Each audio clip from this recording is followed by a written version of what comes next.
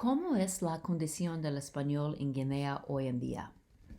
Es una buena pregunta y como mucha información de Guinea, no hay una respuesta tan clara. Pero en general, español todavía llena una parte importante en la sociedad ecuatoguineana. La mayoría de los datos demuestra que casi el 90% de la población habla español, menos en el interior del río Muni, donde el porcentaje es entre 60 y 70%. Por supuesto, casi todas de estas personas hablan como la segunda lengua después de su lengua materna, como Bubi o Fang. Sin embargo, español funciona como una lengua franca entre las etnias diversas de Guinea. Además, por muchas razones, el español de Guinea no sufría criollización, sino refleja el español de España, con pocos diferentes. Un punto más es que, por supuesto, español es un idioma oficial del gobierno y como así se utiliza por capacidades oficiales, pero casi nadie usa de vida cotidiana. Como consecuencia, hay una falta de presión al español realizar las necesidades de comunicación cotidiana.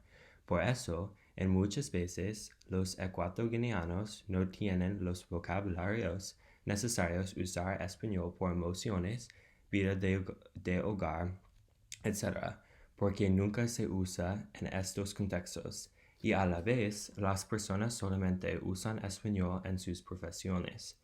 Pero al mismo tiempo se habla español en el hogar espontáneamente con niveles altos del cambio de código. En términos del gramático, ecuatoguineanos usan la conjugación de tú con el pronombre de usted. Este hecho es un remanente del periodo colonial, cuando las indígenas solamente usaban tú a sus colonizadores y los españoles usaban usted, y por eso los ecuatoguineanos nunca tenían que distinguir los dos. Finalmente, el español es la lengua de educación en el país y las misas. Hay ecuatoguineanos que no tienen relaciones con el gobierno, insisten en que sus niños usan el español en sus escuelas y vidas privadas. Sin embargo, español es más o menos una lengua franca del país, pero al mismo tiempo un porcentaje pequeño lo usa en vida cotidiana.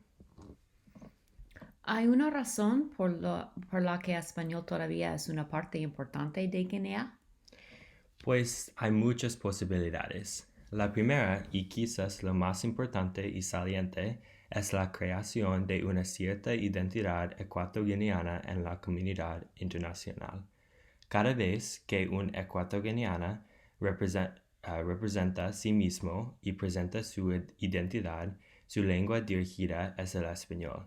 Aun si un ecuatoguineano charla con otro ecuatoguineano y también los dos hablan la misma lengua materna, ellos hablaban español. No sé exactamente por qué esta parte de su identidad es tan saliente, pero es la realidad. En realidad, los ecuatoguineanos perciben sí mismos como hispanos de la cabeza a los pies. Quizás esta identidad hispana es diferente de Latinoamérica, pero indudablemente es una identidad basada en una raíz española. También el sistema educativo del país utiliza el español como la lengua de enseñanza. Este hecho es un remanente del periodo colonial, cuando los misionarios de España enseñaban en español. Además, después del régimen de Macías, virtualmente no hay ningún sacerdote nativo, porque Macías mató a todos, y por eso España enviaba personas para llenar estas posiciones. Y todavía más españoles vinieron al país para dirigir misiones cooperativas y volverse consejos a las agencias gubernamentales. En general, el español ha sobrevivido por dos razones. Primero, Guinea Ecuatorial todavía tiene relaciones muy fuertes con España, y el último es el país que provee el máximo ayuda. Segundo, como describí arriba, el español es una gran presencia en sociedad, desde la educación al gobierno y religión a relaciones internacionales. Y además la presencia fue reforzada como secuela del régimen de Macías, como una herramienta reconstruir el país. Así que el español seguirá tener un papel en la sociedad ecuatoguineana. ¿Cómo cambiará la situación lingüística en el futuro? Esto es muy difícil concluir en este momento, pero tengo algunas hipótesis. Primero, creo que español se quedará una parte importante de Guinea Ecuatorial como un país. Las raíces de esta lengua en Guinea son muy fuertes y enraizadas en sociedad ecuatoguineana. Con la adopción de francés y portugués como idiomas oficiales en años más recientes, no sé exactamente cómo este hecho va a cambiar las realidades lingüísticas de Guinea, especialmente porque casi nadie habla estas lenguas, aún como una segunda lengua. Con respecto a Pichi y Fang, también es difícil determinar, pero creo que cada año el uso de estas lenguas solo crecen y por eso, eventualmente, sus condiciones cambiarán. Por Pichi, es posible que el gobierno todavía no reconozca como una lengua, pero su uso aumentará, especialmente en Bioko, y eventualmente la importancia no oficial obligará al gobierno a proveer más reconocimiento. Pero como dije, la situación de Pichi es lo más complejo de todas las lenguas. Fang, en el otro lado, sigue a aumentar de importancia y competir con el español. No creo que Fang rebase el español, sino a la vez las dos lenguas se utilizarán más igualmente. Especialmente este es el caso porque Fang es la lengua de la élite y la dictadura de Obiang, quien tiene autoridad total en el país. La dedicación a políticas que más o menos promueven diversidad lingüística tiene efectos positivos y negativos. El dominio de muchas lenguas permite a Guinea actuar como un camaleón político y relacionarse con una variedad de países, pero al mismo tiempo el hecho que no ha escogido una lengua puede aislar el país políticamente. ¿Crees que es sostenible para mantener el español como un idioma oficial del país? Sí y no. En un lado, Guinea Ecuatorial sigue teniendo relaciones y conexiones extendidos con España, así que Guinea no sufrirá sin mantener español. Pero, al mismo tiempo, todos los países circundantes hablan francés, y algunos más lejos hablan inglés y portugués en el continente africano. Además, Guinea se unió a la cooperación financiera en África Central, en la que todos los países, excepto que Guinea Ecuatorial, hablan francés. Como resultado, la decisión de adoptar francés como idioma oficial fue una buena estrategia, pero casi nadie habla la lengua. Así que, con un punto de vista a la población, Guinea debe mantener español, pero al mismo tiempo reforzar las lenguas indígenas, como Pichi y Fang, que se usa por vida cotidiana.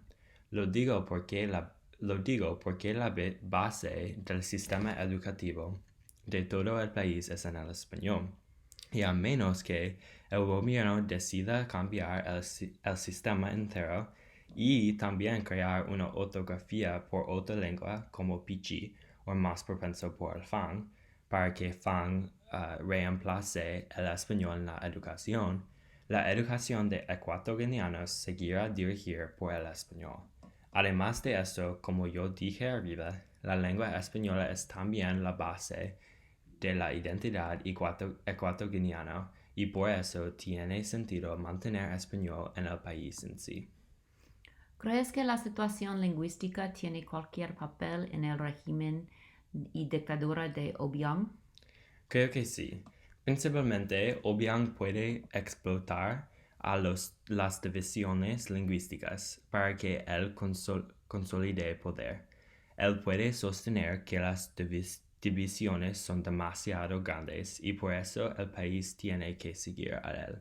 También su lengua materna es Fang y hay algunas memorias malas asocian con esta lengua y etnia. Por supuesto, las acciones de Macías de las que obligar a la población a usar Fang y prohibía el uso del español todavía tienen consecuencias e impactos en la sociedad.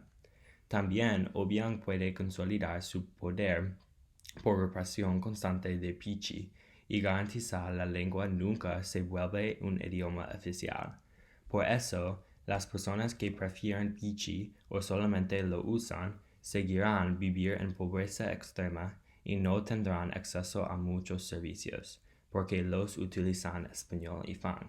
En general, creo que es muy difícil decir con exactitud que la situación lingüística contribuye o ayuda a Obiang, pero indudablemente él puede explotar las divisiones étnicas que son reflejadas en las lenguas como un vehículo de poder. La situación de Guinea Ecuatorial es bien complicada, debido a una historia tumultuosa y una diversidad lingüística y extraña. En general, Guinea es un país fuera de la norma, especialmente en comparación con los otros países africanos o aún países latinoamericanos.